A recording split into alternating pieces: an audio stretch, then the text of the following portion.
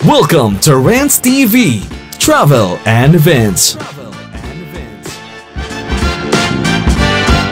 Hello guys, nandito lang po tayo ngayon sa Pasig City, particularly dito sa Meralco Avenue.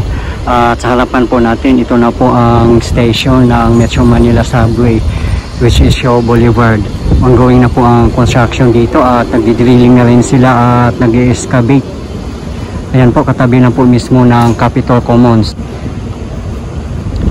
Yung Capitol Commons ay Capitolio po ito dati. Ayan. Matagal na nga pong sarado itong portion na to ng Meralco Avenue. Paglabas po nito ay Shaw Boulevard na po, Pasig City. Ayun po, nakikita nyo po yung Unimark dyan po ang Shaw Boulevard. Pupunta po tayo doon mamaya. Please samahan nyo po kung mag-update ito guys as of today, January 17, 2025.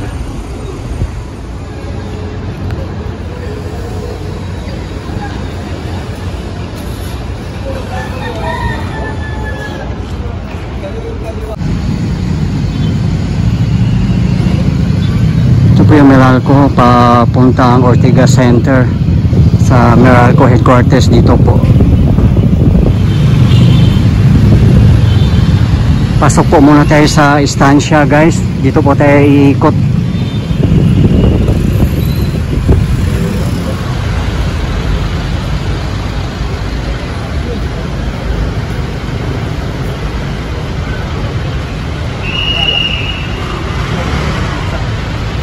Ayan, full blast po ang operation dito sa Shaw Boulevard Station ng Metro Manila Subway. Ayan po oh.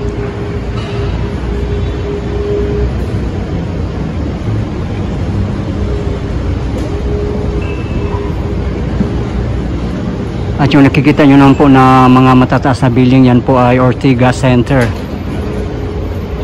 Pasig City and Mandaluyong. Grabe guys, no? Sobrang tataas ng mga building dito sa Ortigas, talagang nakakalula.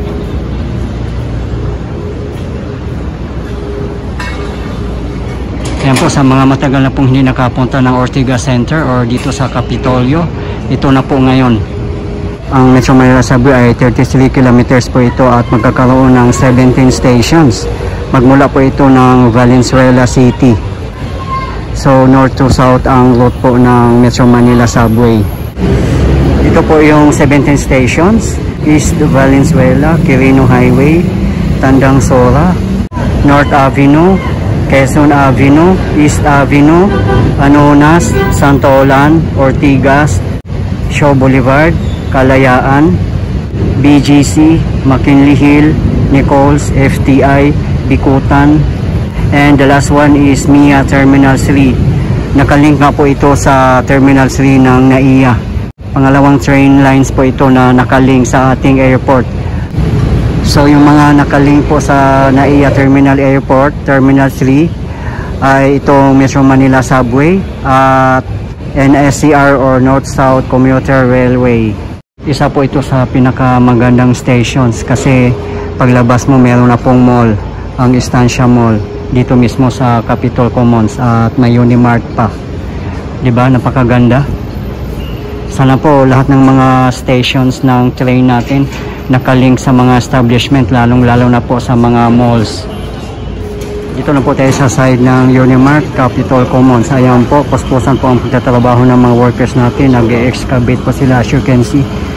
Yung mga backhoe, ayan po.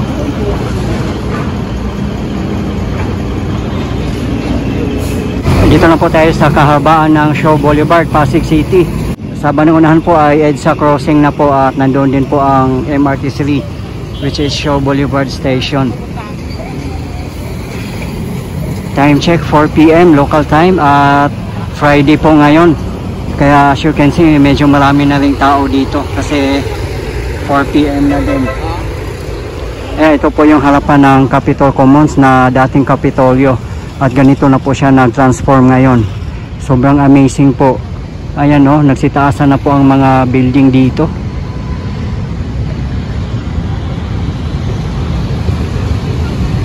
Ayan, sa mga hindi na nakapunta dito, ito na po, lalong-lalo na po sa mga OFW.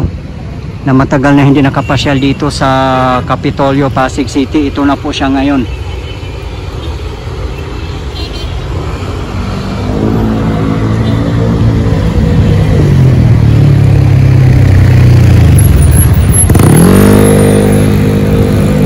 Yan po, papasok ang istansya.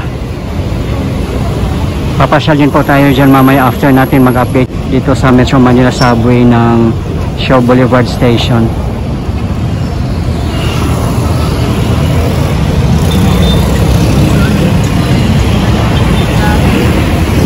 Andyan pa rin po ang Inalis Sports Arena. Ayan po ang gagawing Shaw Boulevard Station ng Metro Manila Subway.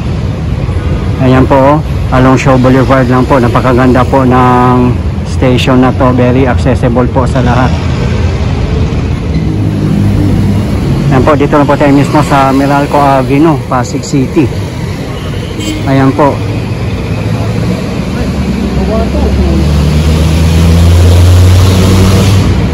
Try po natin umakyat doon sa overpass kung pwede para makita natin ang view dito sa loob ng Nakabakod kung ano na po ang development. Dati sobrang traffic dito sa kahabaan ng Meralco. Apat lang po talaga na merong subway dito para maibsan naman po ang traffic sa kahabaan ng Meralco Avenue at sa Kalakhang, Maynila na rin.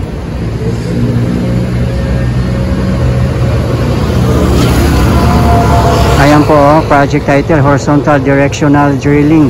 Date start October 30, 2024. Finish February 15, 2025.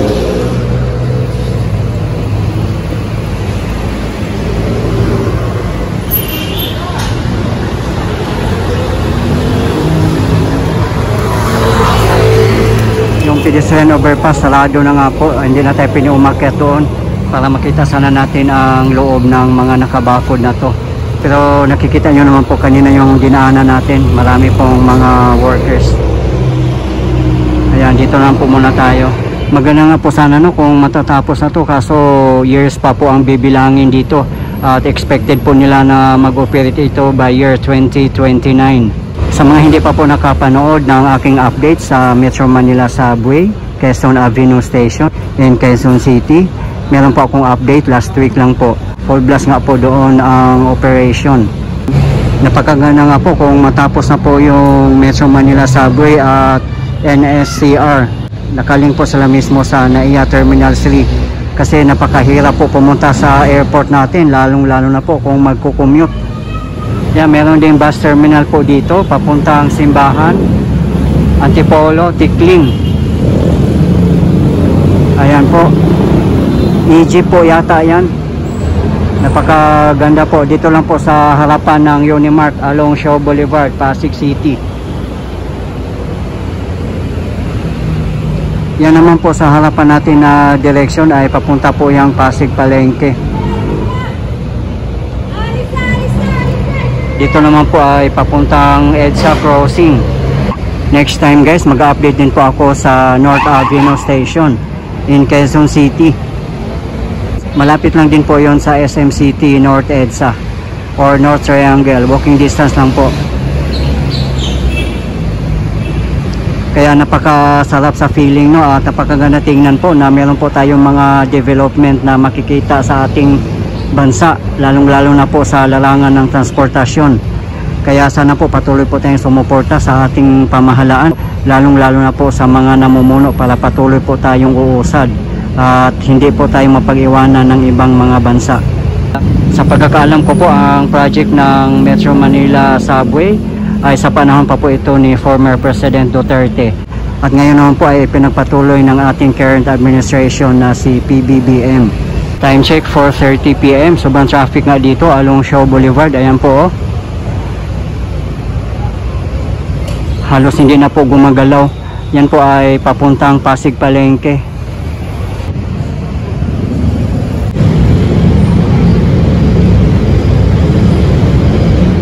Guys, mamasyal po muna tayo sa Capitol Commons at Estancia Mall para makita nyo po kung gaano po kaganda ang transformation ng dating Kapitolyo. Okay guys, puntahan po natin ngayon na po. Diyan Diyan po tayo galing kanina. At ngayon naman pupunta naman po tayo ng Capitol Commons. Dito po sa loob papasok po tayo papuntang Estancia Mall. Ayan po yung Shaw Boulevard.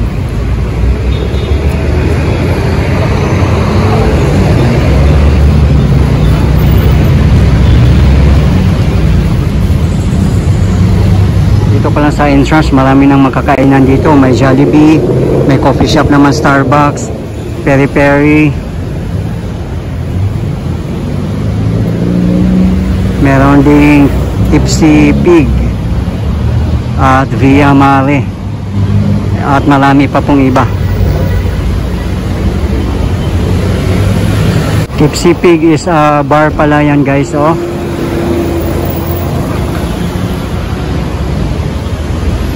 Meron din Korean Charcoal Grill and Restaurant.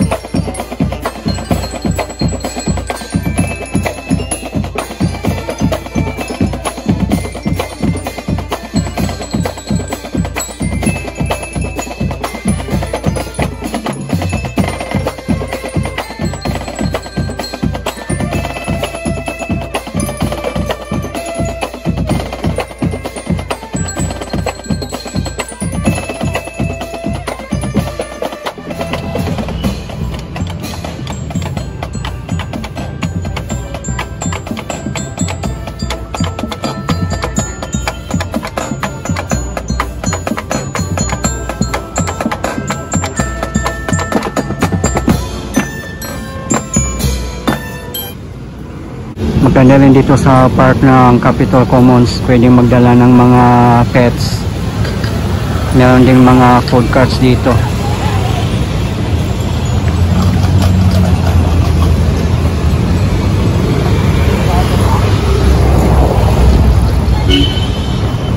Grabe, nasitaasan na yung mga residential condominiums dito at iba pang mga buildings, as you can see. Ortigas Land pala ang developer dito, guys, sa Capitol Commons.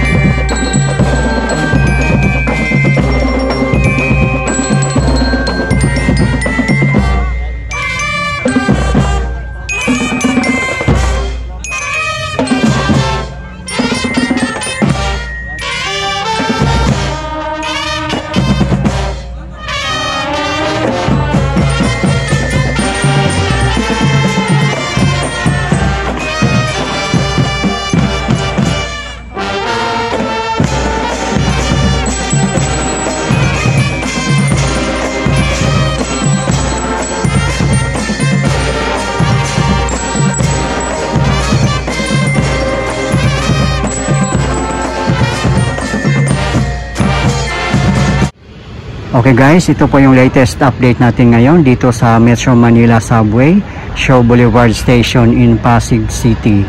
As of today, January 17, 2025. Maraming salamat po sa patuloy yung suporta at panonood ng aking mga videos. I really appreciate po.